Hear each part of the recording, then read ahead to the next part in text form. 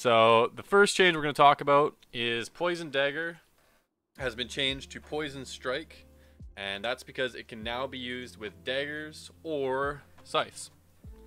So if you want to like meme around kind of with some scythe necro action, we're going to also be like changing a couple of like the leveling scythes work. So this is a Reaper's Toll basically. So just as a random example, right, I just kind of slapped a Reaper's Toll on this necro. And then I'm also running Blood Golems just for life after hit for more sustain. And then Bone Armor with my extra points.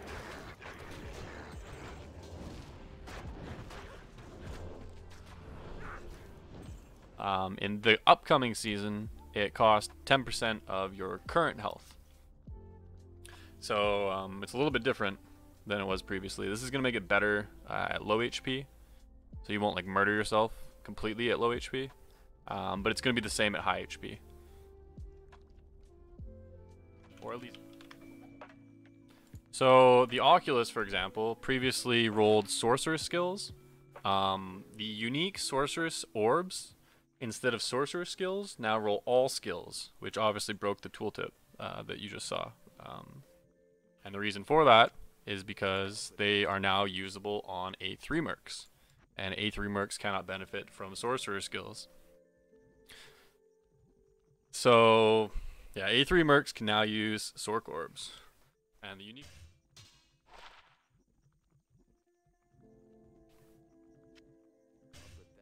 Act 3 mercs can also use Paladin shields now. Which is obviously only situationally useful. But, it is still useful.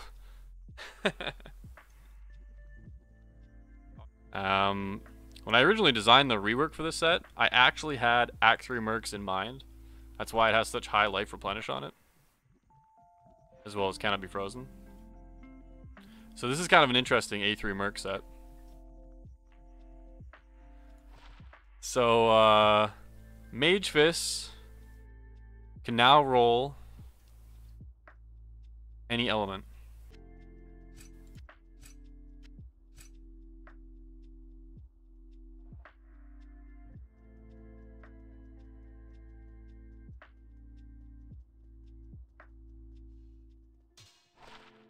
And that is Lightsaber now has level 6 resist lightning aura when equipped.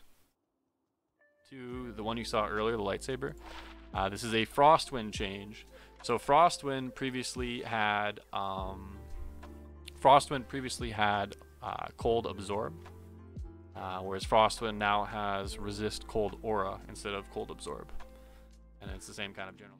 So it's an A5 merc item more so.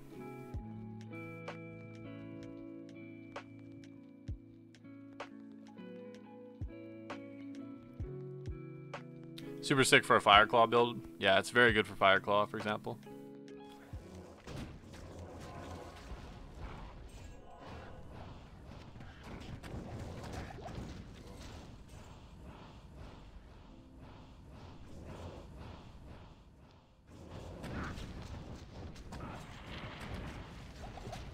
By removing the AI ticks that get them to cast auras, they now cast spells a lot more often than previously.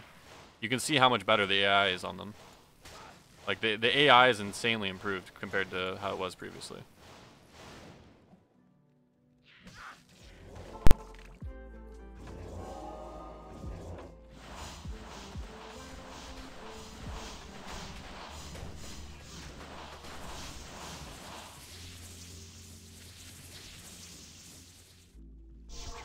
Humongous. Yeah, there you go. So here's another change. Previously, Plukkai.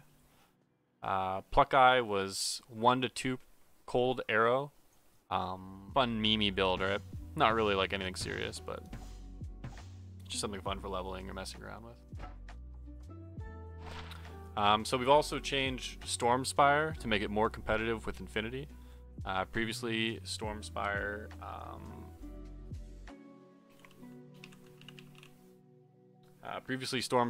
had a 60% chance to cast level 20 static. It's been changed to a 75% chance to cast a level 40 static. And we buffed some other armors. One of them being Tyrell's Might. Tyrell's Might was previously 125 to 175 damage to demon and undead. It's now 200 to 250 damage to demon and undead. So Tyrell's obviously is extremely strong. Take me here. Let's see.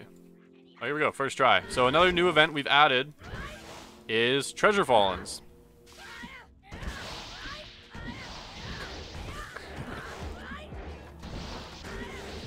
So Treasure Fallens actually drop map ingredients every 10%. Map crafting ingredients. So they can drop runes, gems, maps, and any map ingredient that Anya would sell. So like orbs, things like that, right? So they don't drop items, but they drop sustain. They also drop gold. You can see the auto gold pickup just kind of slurping the gold up as it drops.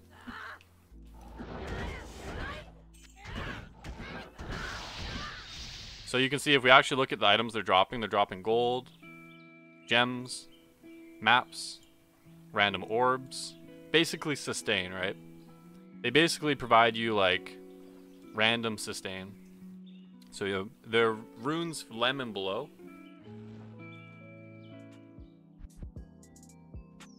Claw block now works while running.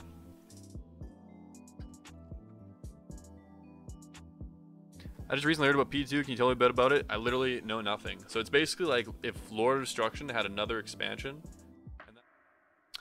So we reduced the startup delay of Hydras. So if you actually watch Hydras, how fast they attack when they get summoned. Hydras actually have extremely reduced startup delay now compared to previously. This might splash? It does, yes.